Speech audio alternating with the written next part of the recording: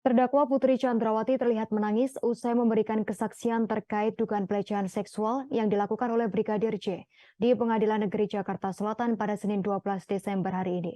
Putri Chandrawati keluar ruang sidang dengan mata sembab setelah persidangan diskors untuk istirahat makan siang.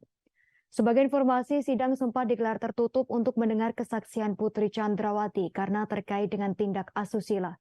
Pengacara Putri Chandrawati Arman Hanis mengatakan, wajar kliennya menangis karena mengungkap peristiwa yang sangat traumatik. Putri Chandrawati menjadi saksi dalam kasus pembunuhan berencana Brigadir J dengan terdakwa Richard Eliezer, Ricky Rizal, dan Kuat Maruf. Dalam kasus ini, Verdi Sambo dan Putri Chandrawati didakwa melakukan pembunuhan berencana terhadap Brigadir J bersama dengan Richard Eliezer, Ricky Rizal, dan Kuat Maruf. Terima kasih sudah nonton.